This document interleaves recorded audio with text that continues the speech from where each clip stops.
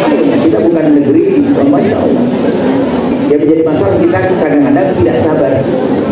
Adapun sajian untuk sembahyang itu ya, misalnya dokter dikasihkan ke kita dan sebagainya, ya itu dengan keyakinan mereka. Kita tidak boleh mengikutinya.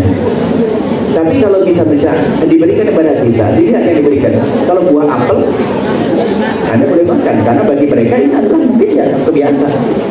Tapi kalau misalnya daging-dagingnya yang bagaimanapun ya nggak boleh, karena mereka bukan ahli kitab. Tapi tidak boleh kita mencaci dan merendahkan. Cukup Anda tinggalkan makanan yang lainnya. Mungkin majikannya adalah, mungkin agamanya bukan seorang Muslim, kemudian juga orang Yahudi dan Nasrani, maka sembelihannya pun adalah ya sudah, nggak saya ikut makan. Kan bisa masakan yang lain, bisa nasi goreng, nggak pakai telur nggak pakai sembelih. Jadi masih mudah, jangan bikin susah. Jadi seperti itu hukumnya, hindari. Tapi kalau memang orang Nasrani atau Yahudi nyembelih di tempatnya dengan cara yang benar, maka itu adalah halal untuk kita makan. Baik, jadi cerdaslah, jangan gampang merasa wah susah. Kita sendiri ternyata bikin susah. Kenapa harus bikin susah? Baik, itu saja. Kalau yang bekas sembahyang itu bagi begini, misalnya mereka ditaruh di satu tempat gitu ya, kayak sebagai bentuk ibadah mereka. Terus kita ngelihatnya mubazir, misalnya gitu tuh ya, terus buahnya mungkin diambil, kayak gitu boleh nggak ya?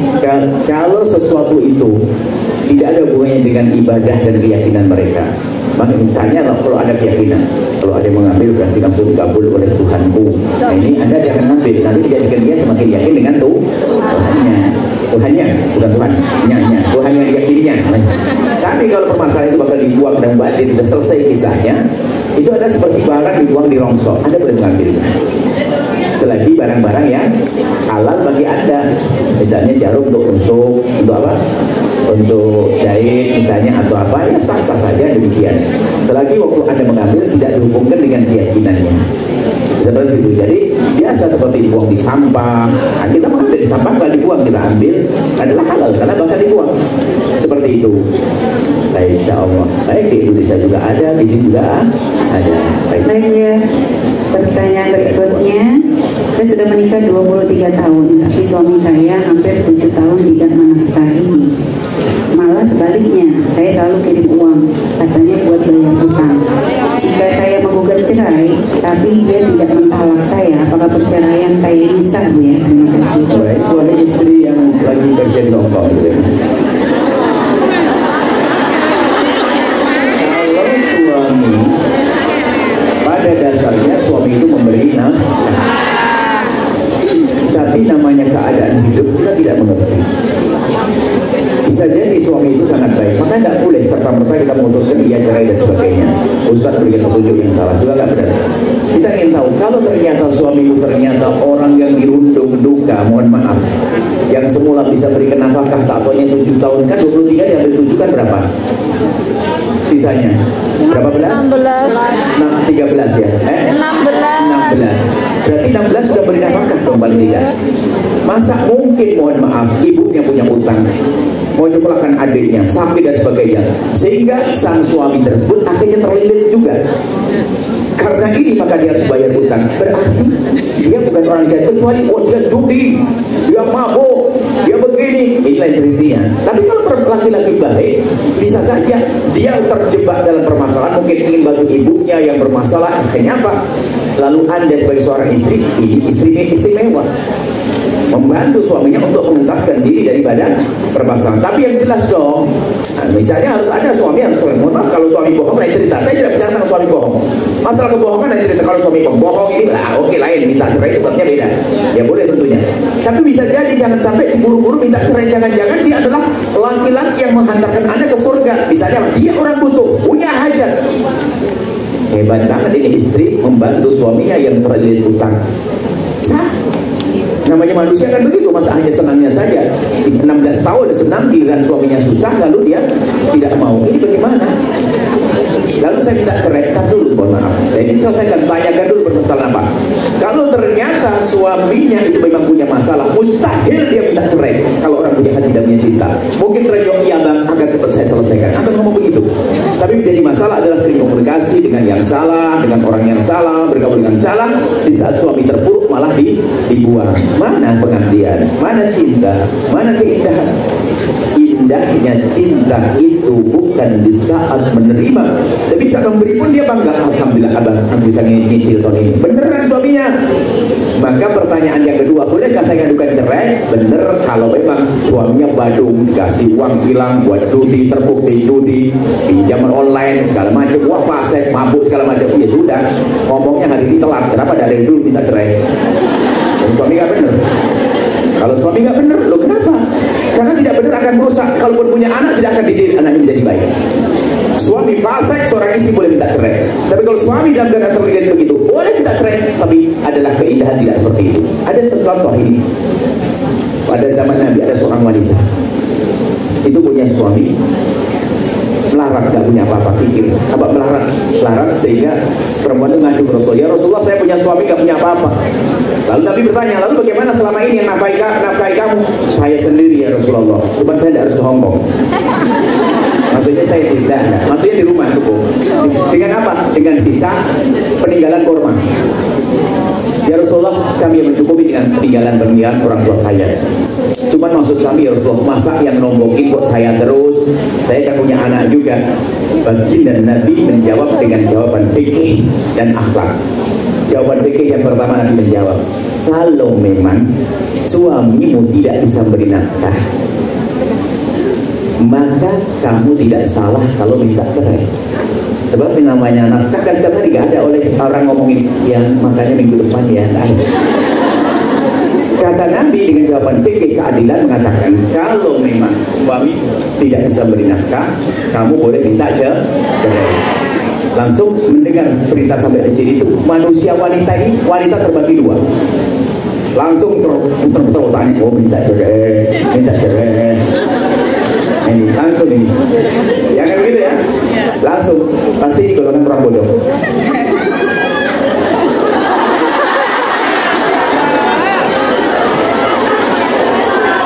Kenapa? Masa hidup hanya itu? Rupanya wanita yang pada zaman Nabi bukan orang bodoh seperti tadi itu. Tadi yang mana tadi? Bukan seperti yang tadi itu, yang bodoh tadi bukan. Dan bukan kamu cerdas.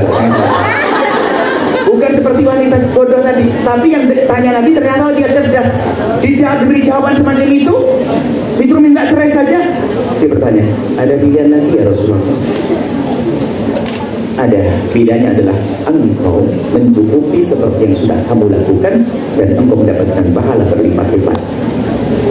Langsung wanita tersebut, ya Rasulullah, saya tidak akan minta cerai dan saya akan cukupi dan saya mendapatkan pahala berlipat-lipat. Memang suaminya bukan nakal bandung, tapi memang hajatnya seperti itu. Nah, kan selesai urusan keindahan cinta.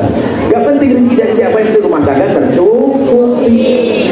Yang gak bener ya itu sudah punya mabuk, judi, kemudian zina segala macam. Waduh, ini adalah gak bener. Kekerasan segala macam, nah ini lain cerita. Ini tolong, makanya hati-hati dengan suami yang baik, apalagi terjepit semacam itu.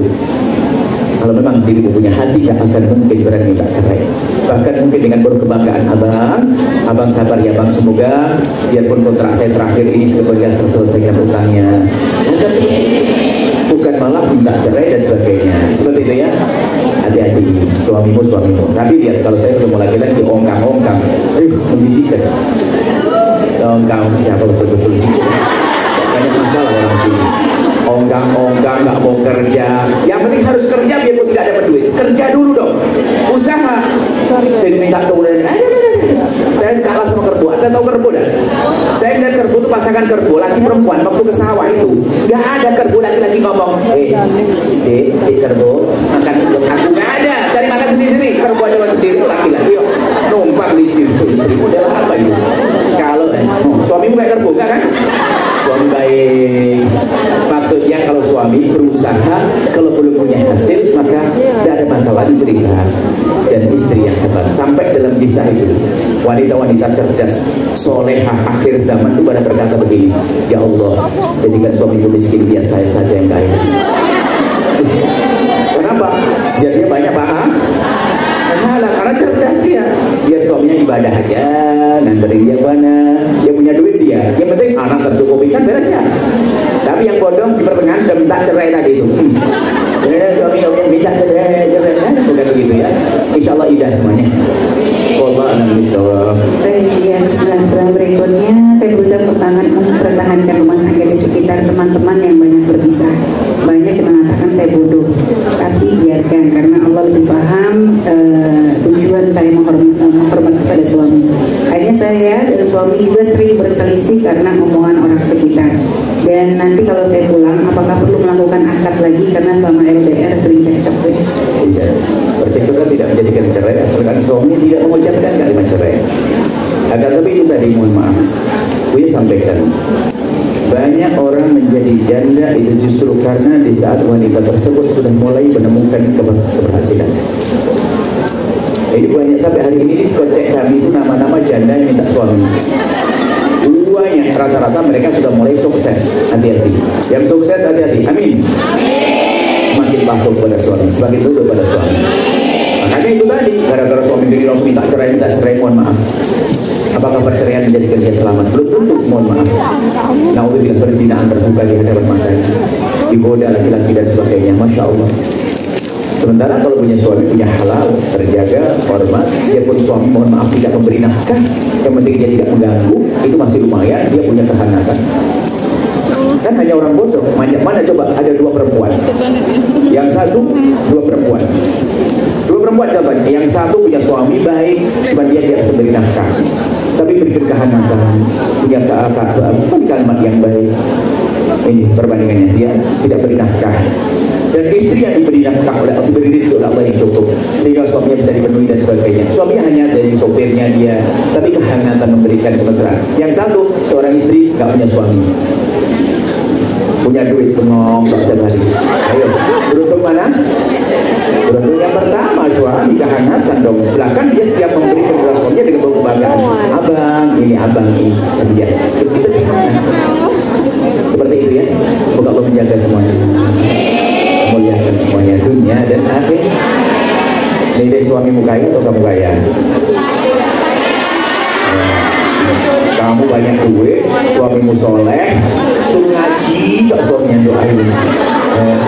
Ini harus pendidikan, adab ini penting karena pemimpin. Ini kenyataan. Setiap perempuan sudah mulai kesuksesan, mulai ada kertaan di rumah tangga. Sudah mulai angkat suara, menggang dan sebagainya. Ini cepat. Sehingga di dalam catatan syarat wanita kerja, wanita karir yang kelima adalah semakin tawadu. Kalau semakin tawadu akan semakin indah rumah tangga. Subhanallah, indah ya. Bayangin, abang nggak usah kemana-mana bang.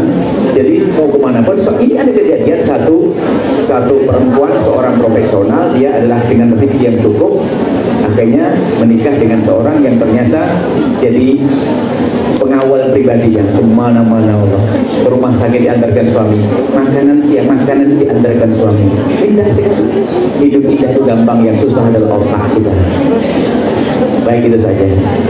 Baik, Bu ya, selanjutnya Bu ya, pertanyaan, orang anak diperintahkan berbakti kepada orang tua, apakah kita dosa ketika nggak menuruti orang tua untuk melanjutkan kontrak? Karena di sini kita banyak kesini pegang babi, sholat berantakan, bagaimana Bu? La ta'ata li makhluqin fi maksiatil khaliqin. Tidak boleh kita patuh kepada manusia ternyata kita masuk dalam maksiat. Jika ternyata di tempat, jadi mungkin kita harus kembali pada orang tuanya. Cuman orang tuanya yang bisa ngobrol dengan kami, tapi paling tidak Anda akan menjadi orang tua.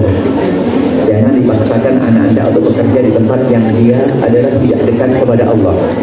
Hari ini banyak orang tua yang punya anak selesai kuliah itu nggak peduli, yang penting kamu dapat kerjaan. Nggak ngerti dicuri dia kenal zina, kenal mabuk, kenal judi, karena salah pergaulan. Makanya pastikan pekerjaan pun adalah halal di tempat yang terhormat yang menjaga imannya dan akhlaknya. Nah tadi ada disuruh melanjutkan kontrak sama orang tua gitu. Orang tua melanjutkan kontrak mungkin karena kebutuhan. Kemudian keadaan di sini mungkin menurut dia adalah Kalau masalah urusan babi dan sebagainya itu mudah dihindari. Anda mengerti ilmu wudunya, ilmu bersucinya. Tinggal kalau bersentuhan dengan babi adalah Anda cuci dengan cara itu. Akan tapi tetap yang paling utama adalah Anda bisa segera menyelesaikan kontrak, hidup indah di rumah, kan gitu ya. Cuman sekarang ada irama jihad. Bagaimana caranya? Ya, kalau harus bersentuhan dengan babi, bersentuhan, setelah itu Anda cuci dengan cara yang benar.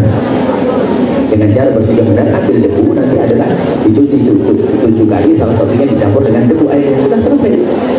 Kemudian ya tidak usah makan, menghindar, kecuali mohon maaf adik-adikku yang solehah, jika urusannya sangat berbahaya, urusan kehormatanmu, menggoda kehormatanmu, sering mengganggu di kamarmu dan sebagainya, mohon maaf, harus segera berpindah atau meninggalkan tempat tersebut. Karena apa?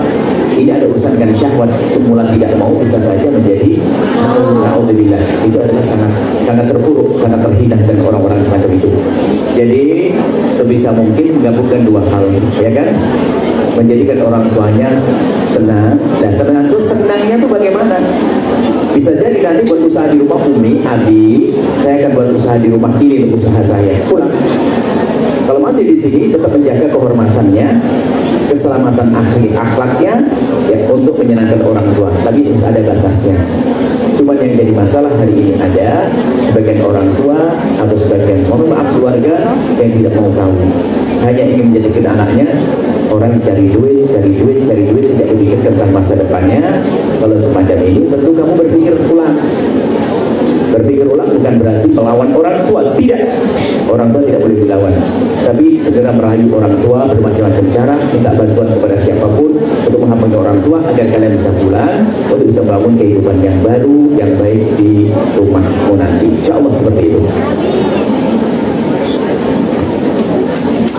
Baik ya, pertanyaan berikutnya masih siap dengerin lagi ya. Sampai jam berapa Mbak Nuris? Berapa menit lagi saat adzan? Berapa menit lagi? Oke, bismillah.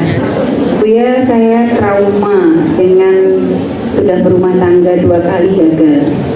Dan saya ke Hongkong dari 2010 sampai sekarang.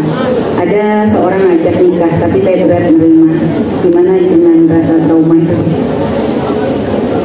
Trauma ini termasuk permasalahan penyakit mental di dalam dirimu. Mental yang harus benar, maka ini dilibatkan ahlinya. Paling tidak bisa ngobrol dengan orang yang mengerti tentang masalah mental. Atau cara berpikirnya sempit. Satu, sehingga pengalaman baiknya itu betul-betul menghantuinya, sehingga menjadikan dia tidak berani melangkah lagi karena 2 kali gagal. Baik, kemudian yang kedua, adalah kamu yang mengukur dirimu sendiri. Jika dirimu memang punya hajat, mohon maaf, mungkin kamu tidak ada seorang perempuan dijauhkan daripada urusan syahwat. Tidak pernah nonton yang enggak, dia lempeng hidup ya tidak usah mikirin pernikahan, enggak ada masalah. Bisa jadi kan sudah tidak ingin. Agar tapi kalau memang dalam dirimu ada syahwat, bangkit sebagai wanita normal, ada syahwat, maka trauma harus segera dipangkas, menikah. Dan tidak semua laki-laki kayak dia. Tapi ini harus melakukan 2 hal, koreksi diri. Karena 2 kali gagal, jangan-jangan yang jadi masalah adalah Anda ya. Karena 1 lawan 2. Karena sudah 2 kali Anda gagal, bisa jadi Anda. Jadi maksud kami adalah koreksi diri dulu. Barangkali belum pernah dengar ceramah tadi, Anda paling suka marah-marah mungkin kemarin. Karena sudah lama di Hongkong, banyak duit mungkin. Nah, mungkin sebabnya itu, kita tidak tahu apa sebabnya kok sampai terjadi perceraian lagi. Apakah Anda memang salah menjalani hidup sehingga menjadikan kesel suami Anda lalu terjadi berantem? Mungkin kalau Anda sudah punya ilmu hari ini kayaknya jadi beda. Jangan takut saat menikah. Anda dimarahi pun Anda senyum, besok gak berani marah lagi dia. Karena dengan senyum Anda, dengan kelembutan Anda. Jadi ini yang pertama. Ada yang kedua selanjutnya adalah Anda melihat kebutuhan diri Anda. Kalau Anda memang butuh kebutuhan urusan pribadi tadi, maka Anda harus menikah. Sebab kebutuhan pribadi tidak bisa diwakilkan kepada siapapun. Hukum itu halal. Kemudian terjadi perceraian, bahan evaluasi. Anda duduk dengan orang, kalau seandainya dia bertanya, duduk dengan kami akan kami tanya, sebab ini kami ketahuan siapa yang benar. Bisa jadi jawabannya adalah engkau yang tidak benar, dia tinggal berbenah. Kalau ternyata yang nggak benar adalah pasangannya, oh jangan khawatir, manusia banyak yang baik, segera nikah, bakal ketemu orang baik. Tapi yang jadi masalah, ini yang repot, yang nggak benar dirimu. Dia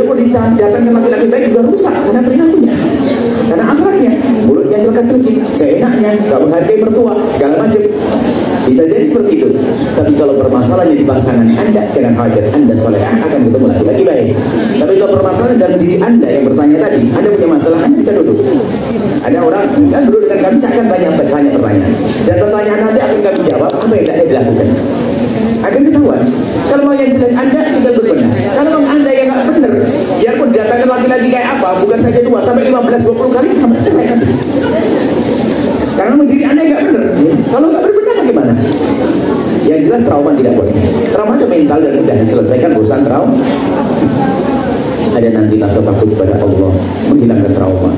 Beriduan kepada kemesraan yang halal, menghilangkan trauma. Mudah nanti insya Allah seperti itu. Koreksi dirimu sendiri, baru berlangkah lagi. Baik, biar ada yang minum. Lanjut. Buya mau tanya, ketika kita mau lebih dekat sama Allah, kenapa masalah malah datang bertubi-tubi? Bahkan masalah rumah tangga sudah mulai di ujung tanduk. Bukti-bukti ketidakbaikan suami mulai kelihatan satu persatu. Pernah judi online dan sudah hampir setahun 2 anak nggak ditemui, tidak dikasih nafkah, tapi dia menemui wanita lain. Apakah saya salah ketika menyerah ya? Menyerah maknanya kalau menjadi putus asa tidak boleh dong. Kemudian bagi siapapun yang sudah mulai membuat perubahan menjadi lebih baik, dalam bahasa yang ditanyakan mendekatkan diri kepada Allah, kalau terjadi hal-hal yang kurang nyaman, jangan dianggap itu sebab karena dia dekat kepada Allah. Ada gambaran sederhana, suatu ketika ada orang sudah banyak sedekah ke sebuah tempat, sedekah bangun masjid, sedekah ke pondok dan sebagainya. Ternyata setelah itu kolab, usahanya hancur. Setan membisikkan, gara-gara kamu banyak sedekah ke masjid, ke tempat itu, maka sedekahmu hancur. Habis, usahanya habis. Tuh. Ini kan cara berpikir yang salah. Kalau orang bangkrut tidak harus banyak, di mana-mana ada orang bangkrut. Mestinya dia berpikir cerdas. Alhamdulillah, saya bangkrut, saya sudah banyak sedekah. Itu cuma cara berpikir ini salah. Dipikir bangkrutnya dia gara-gara sedekah. Nggak ada itu. Di sana ada orang paling pelit bangkrut, ada atau tidak? Oh, pelitnya nggak kira-kira bangkrut. Kalau sudah bangkrut bisa saja. Dan termasuk ini godaan setan. Jika kita mau mendekatkan diri kepada Allah, ternyata banyak ditampakkan kepada saya ini musibah. Bukan. Itu justru untuk mengangkat dirimu. Allah tampakkan sehingga Anda bisa mengambil langkah terbaik untuk masa depan Anda. Jika suami nggak benar dan sebagainya, Anda boleh berpikir bagaimana sebaiknya nasihati suami. Kalau tidak tahu kakak nasihati kan? Nasihat dengan yang lembut, abang kenapa begini-begini. Kalau ternyata nanti nggak bisa dinasihati, Anda bisa mengambil langkah. Itu petunjuk juga dari Allah. Jadi jangan sampai, mohon maaf, siapapun yang sudah mulai berdekat kepada kebaikan, kalau terjadi sesuatu musibah dan sebagainya, jangan berkata karena aku dekat kepada Allah maka Allah timpakan musibah. Enggak. Justru itu adalah petunjuk dari Allah untuk mengangkat derajat Anda. Dia pun kelihatannya negatif, kelihatannya nggak baik secara zahir, tapi sesungguhnya itu adalah pilihan Allah untuk Anda untuk menjadi lebih baik. Jadi seperti itu. Kalau suami begini-begini, banyak yang nggak sholat pun suami yang lain-lain juga ada. Kenapa di saat Anda sholat ada hubungan dengan suami Anda? Anda sholat masih alhamdulillah, suamiku gak benar tapi aku masih rajin sholat bagi dekat dengan Allah. Tinggal setelah itu komunikasi yang baik. Kalau memang suami tidak bisa menahan maksiatnya, tidak bisa menjaga dirinya, sudah. Baru nanti diskusi. Cerai pun belum tentu loh ya. Suami kasar kali dan sebagainya. Sering terjadi, suami saya sering mukul dan sebagainya. Saya minta cerai, bentar dulu. Apakah cerai mudah bagi Anda? Belum tentu.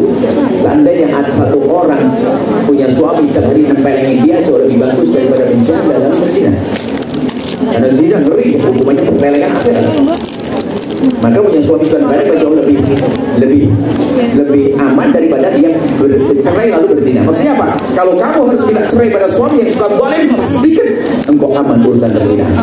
Lalu bagaimana? Lagi-lagi punya ilmu mengungkap itu halal yang gampang. Ada trauma, ada ini. Sebab ada trauma terjadi petak sebelumnya. Trauma itu bisa saja memang dia betul trauma, bisa saja dibisikan setan biar tidak menikah lalu dia melakukan kehinaan zina. Bisa jadi itu. Maka waspada kepada dirimu sendiri, insya Allah akan selamat. Insya Allah akan bisa. Baik Buya, selanjutnya Buya saya ingin menanyakan apakah saya salah dan berdosa bila mana diputus tali persaudaraan oleh saudara dari almarhum suami saya, dikarenakan saya mempertahankan dan memperjuangkan hak putra saya yang waktu itu masih berusia 2 tahun ditinggal berpulang bapaknya. Baik, Anda mempertahankan hak dalam arti mungkin mengurusi peninggalan suami untuk anak-anak Anda adalah hak salah, sah, dan bukan sebuah kesalahan. Anak-anak yatim punya warisan dari ayahnya, Anda pertahankan. Tapi di saat Anda mempertahankan dan semuanya di saat mempertahankan waris, tolong tidak dengan kebencian dan tidak dengan dusta. Haknya saja diambil. Adapun buahnya kok ternyata dimusuhi oleh seseorang, bukan Anda yang salah. Anda pertahankan, ya sudah. Selagi Anda yakin dalam kebenaran, kalau ada orang musuhi Anda dari keluarga suami, ya sudah, Anda tidak boleh balas dengan kebencian. Biarkan saja didoain dengan doa kebaikan. Oh, mungkin saudara suami musuhi Anda mengatakan begini. Ya sudah, Anda urusan Anda dengan Allah. Yang penting Anda tidak mengambil haknya orang lain. Anda hanya ingin mengambil hak yang anak untuk anak-anak Anda. Maka sah, tapi harus hebat. Anda tidak boleh terpengaruh. Yang menjadi masalah adalah di saat didolimi punya pengaruh, menjadi memusuhi, bunjing. Anda setiap hari bunjing paman-paman yang Anda bunjing ipar-ipar Anda berarti terjerumus dengan setan. Anda diam, Anda didolimi, ya sudah, Anda menuntut hak Anda, tapi tanpa ada kebencian, tanpa ada marah, tanpa ada penggunjing, dan seterusnya. Seperti itu. Allah a'lam bishawab. Bismillah, selanjutnya apa nasihat Buya dalam mencari pasangan yang tepat, karena sekarang banyak yang manipulatif ketika berkenalan ternyata tidak sama ketika sudah menikah. Baik, jadi yang terpenting itu waktu memilih itu yang benar. Jadi kalau sederhananya begini, kalau sebelum menikah itu lihatlah calon pasanganmu dengan mata melek beneran. Tapi kalau sudah menikah, lihatlah pasanganmu dengan mata remang-remang. Sekarang kebalikannya, untuk nikah hanya kenal langsung mau, giliran setelah menikah dicari-cari kesalahannya. Ini bodoh. Ingat, lihatlah calon pasanganmu dengan mata melek dan lihatlah pasanganmu dengan mata remang. Maksudnya ya sudah, memaafkan. Nah, maksudnya ini apa? Milih yang benar. Tentunya siapa yang rekomendasi? Harus ada rekomendasi. Kalau hanya dia langsung satu-satu Anda dengan dia, nggak ada. Yang cerita saya kalau tidur receh terus, nggak pernah ngomong, nggak ada. Pernah ngomongin kejelekannya nggak ada. Selalu tampak baik, begini harapan-harapan lagi kerayu. Makanya kalau pengen tahu laki-laki itu tidak dengan dirimu sendiri, makanya pacaran itu adalah orang siap dibohongi. Pacaran siap dibohongi. Yang paling benar adalah datanya.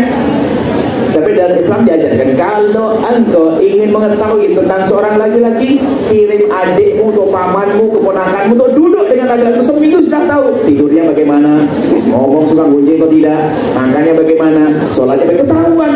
Bukan langsung gimana, kamu baik nggak? Ya pasti baik. Kamu sering tahajudan nggak? Oh tahajudan, setiap malam semuanya di program jam 3 harus bangun. Hanya ngirim SMS dah, padahal tidur lagi. Hanya biar tahajudan, hati-hati. Jadi cara memilih yang benar, di mana, orang mana dia. Makanya yang menjadi problem di saat engkau mencintai sebelum engkau memilih. Mencintai sebelum memilih, sebab kalau sudah mencintai tidak bisa memilih. Seolah-olah hanya dia dong. Dan hati-hati, ini banyak kita terjebak dalam cinta. Ada seorang perempuan, mohon maaf, perempuan lagi, orang tuanya nggak mau, laki-laki nggak baik, katanya tetap ini. Saya nasihati, setengah jam saya nasihati, soleha, laki-laki itu baik kan? Baik ya, baik ya, baik. Laki-laki baik saya kasih gambaran, laki-laki baik tidak paling tidak begini, tidak harus tingkat tinggi, tidak paling tidak pernah kasar kepadamu, tidak mencacimu, tidak pernah ngolokmu, tidak gini-gini. Saya jajan kriteria yang sederhana. Gimana laki-laki itu? Cocok untuk kamu? Baik kira-kira? Yang suka ngomong gini. Beda. Ibunya senang ya waktu anaknya menyadari bahasanya pacarnya itu ternyata tidak sesuai dengan begini. Setelah gelek dipeluk sama uminya, dipikir sudah bakal meninggalkan laki-laki itu. Ternyata setelah dipeluk uminya ngomong, oh ya, mau tanya apa soleha? Kan semua orang bisa berubah kan? Kan semua orang boleh bisa berubah. Ini gara-gara gula Jawa rasa. Makanya kalau Anda jatuh cinta dulu, Anda siap dibodohi. Belum tahu, makanya kalau orang salah makan itu hanya sakit perut, salah mencintai sakit seumur hidup. Barang aja, bukannya cemaki, marah-marah, segala macam, nggak jelas tuh nasib buruk orang itu. Baik, dari cara yang benar, nanti ada ikuti silsilah kajian Buya adalah menuju cara memilih pasangan, bagaimana caranya dan seterusnya. Kemudian juga tidak usah nunggu. Ini lagi ilmu-ilmu menikah ya.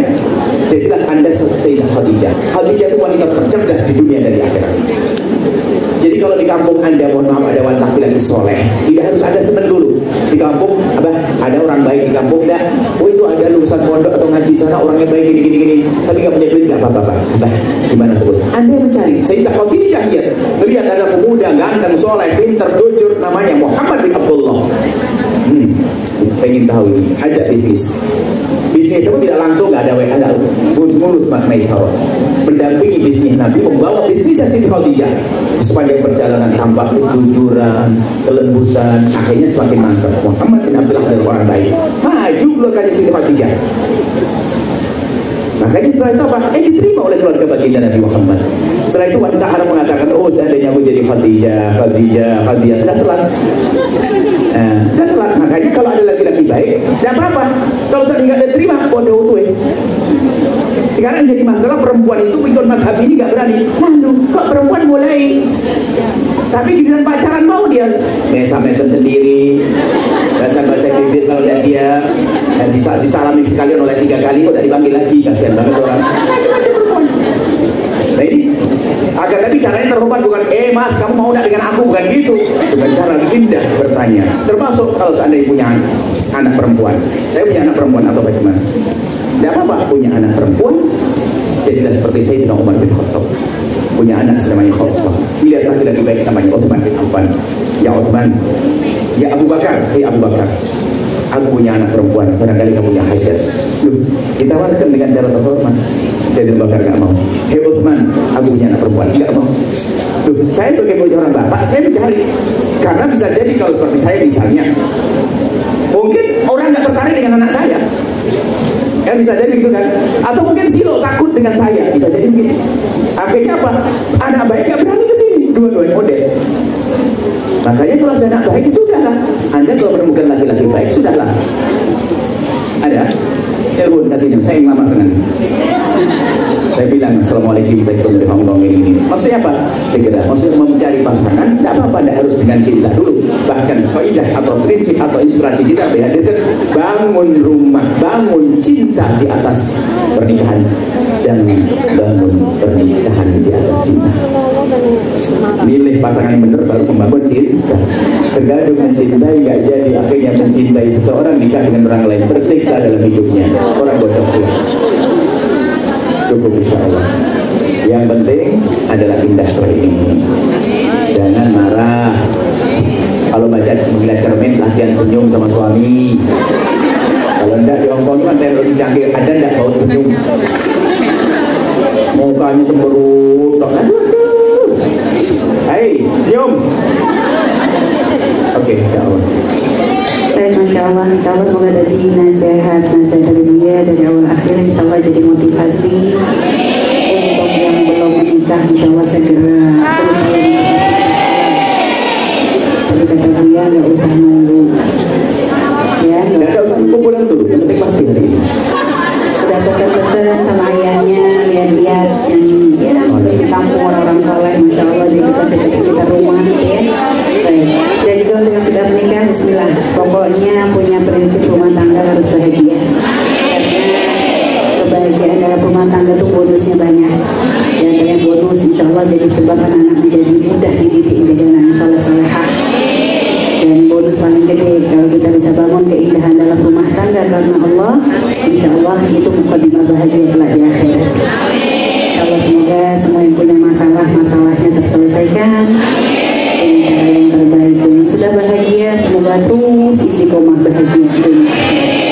Baik, selanjutnya Buya ditutup dengan doa keberkahan. Masya Allah,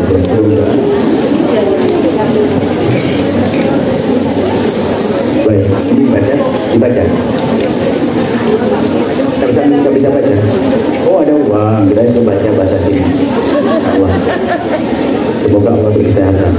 Kesehatan lahir batin. Kalau belum kesehatan kesehatan, kemudian kesehatan, diberi segala kebaikan. Termasuk ini, yang nyambungkan ini termasuk orang baik. Ya. Dia diberi segala kebaikan dunia akhirat. Kemudian dia tadi minta maaf kalau ada yang saya ngomongin gak enak itu saya hanya guyonan. Ya, kalau nggak ada saya perendahkan, semuanya bahagia ya. Terus tolong salam sama ibunya baru sudah nulis tadi yang saya tuliskan itu memang ya itu beneran loh itu. Maaf, cek lama jauh kampuannya. Maksud kami adalah omongan-omongan kami nanti kalau ada yang saya sedikit merendahkan itu hanya semata-mata gurau, tapi harapan kami Anda bahagia, Anda mulia, ada bahagia di dunia dan di akhirat insyaallah ya. Lagi saja minta maaf sebanyak-banyaknya. Alhamdulillah Allahumma sholli ala habibina sayyidina Muhammad wa sayyidina Muhammad. Allahumma ya Allah ya Rahman ya Rahim. Bandingkan kami dengan kasih sayang dan cinta dari Allah. Engkau maha kuasa, Engkau maha kasih ya Allah. Siapapun dari adik-adik kami, anak-anak kami, saudari kami ya Allah, yang mereka dalam ketidakbaikan berikan segala kebaikan, yang sudah menikah ya Allah, wujudkan keindahan dalam rumah tangga mereka, tambahkan kecintaan mereka kepada pasangan mereka, dan jadikan pasangan mereka semakin cinta kepada mereka. Jadikan hidup mereka indah ya Allah. Ya Allah, jauhkan mereka semua dari keharaman ya Allah. Jaga mata mereka ya Allah, jaga mata mereka ya Allah. Mereka saat ini berjuang ya Allah, mereka berbekal ya Allah. Jadikan ini bekal yang sesungguhnya ya Allah, sehingga kelak dengan bekal ini mereka akan kembali ke kampung halaman, hidup baik dengan keluarganya dengan bekal tersebut, untuk bekal hidup di dunia hingga bekal di akhirat ya Allah. Kami mohon ya Allah yang belum menikah, yang belum menikah dan semuanya, jaga kehormatan kami, kehormatan mereka semuanya. Jaga mata kami dari melihat yang haram, jaga syahwat kami dan melampiaskan syahwat di tempat yang haram ya Allah. Jaga kehormatan kami, kehormatan mereka semua ya Allah. Jauhkan ya Allah kami dari kehinaan ya Allah, syahwat ya Allah. Buka pintu halal untuk kami dan mereka semuanya. Cukupkan dengan yang halal. Yang belum menikah ya Allah, mudahkan mereka untuk mendapatkan pasangan orang mulia yang menjadi sebab mereka mulia di dunia dan di akhirat ya Allah. Kami mohon ya Allah, jauhkan kami dari sebab kehinaan, jauhkan kami dari ya Allah dari judi ya Allah. Apakah judi langsung atau online ya Allah. Jauhkan kami dari riba ya Allah. Jauhkan kami dari minuman keras, jauhkan kami dari zina yang busuk dan kehinakan itu ya Allah. Jika ada di antara mereka punya masa lalu kelam, pernah terpeleset dalam zina, kami mohon ya Allah, ampuni mereka ya Allah, dan tutup aib mereka di dunia sehingga di dunia tidak terhinakan, dan tutup aibnya di akhirat sehingga di akhirat tidak kau hukum. Dan buka pintu halal untuk mereka ya Allah, sehingga setelah ini mereka akan menemukan keindahan di dunia dan di akhirat, bahagia dengan yang halal, puas dengan yang halal ya Allah. Ya Allah, kami mohon anak-anak kami ya Allah, mereka yang punya anak di rumah mereka, jaga anak-anak itu, jadikan mereka anak-anak ahli surga ya Allah. Jangan sampai kejauhan saat mereka jauh dari ibunda mereka, lalu mereka jauh dari kebenaran ya Allah. Engkau maha kuasa ya Allah, jaga mereka, jadikan mereka anak-anak yang dibanggakan oleh orang tua mereka yang berjuang saat ini ya Allah. Dan ada di antara mereka yang berjuang untuk orang tua mereka ya Allah, ada di antara mereka yang datang ke tempat ini mencari rezeki untuk urusan orang tuanya. Kami mohon ya Allah, itu adalah bukti Allah yang berjanjikan akan kau beri segala kebaikan mereka ya Allah, yang meninggalkan kampung halamannya ke tempat ini untuk orang tua mereka, maka jadikan mereka orang-orang mulia, mulia dengan anak-anak, mulia di dunia, mulia di akhirat ya Allah. Dan kami mohon ya Allah, yang saat ini punya permasalahan dengan pasangannya, kami mohon selesaikan permasalahannya dengan seindah-indahnya. Engkau maha kuasa ya Allah. Dan kami mohon jadikan kami hamba yang saling mencintai karena ya Allah. Jauhkan kami dari fitnah, kebencian, kedengkian, dendam di antara kami. Maka kami mohon jika ada orang menyakiti kami, zalim pada kami, aniaya kepada kami, memfitnah kami, mengunci kami mohon ampuni mereka, jangan hukum mereka ya Allah. Mereka umat kekasihmu Nabi Muhammad. Dan kami mohon ya Allah, ya Allah, ya Allah, ya Allah, laksana yang sempit rezeki, lapangkan rezeki yang halal penuh berkah, yang sakit sembuhkan, yang punya hutang mudahkan kami dalam bayar hutang-hutang kami ya Allah. Dan kami mohon ya Allah, ampuni dosa kami yang sangat banyak, yang kami tidak bisa menghitung satu demi satu, akan tapi Kau maha tahu dosa kami. Ampuni kami semua ya Allah, ya Allah, ya Allah. Dan kami mohon ya Allah, ya Allah, panjangkan umur kami dalam ketaatan serta sehat walafiat, berikan kepada kami semua husnul khatimah, mati dalam keadaan iman. Dan kami mohon ya Allah, jadikanlah ucapan kami di akhir hayat kami kelak, dan hendak mencabut nyawa kami ingin saat itu ya Allah, hati dan lidah kami mampu mengucapkan kalimat agung dan mulia, la ilaha illallah sayyidina Muhammad Rasulullah, la ilaha illallah sayyidina Muhammad Rasulullah, la ilaha illallah sayyidina Muhammad Rasulullah sallallahu alaihi wasallam. Rabbana atina fid dunya hasanah wa fil akhirati hasanah wa qina adzabannar. Wa sallallahu ala sayyidina Muhammadin wa ala alihi washabbihi wasallam. Alhamdulillahirabbil alamin. Al-Fatihah.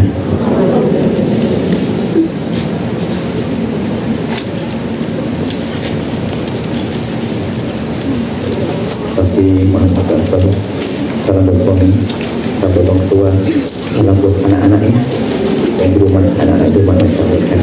Assalamualaikum warahmatullahi wabarakatuh. Waalaikumsalam warahmatullahi wabarakatuh.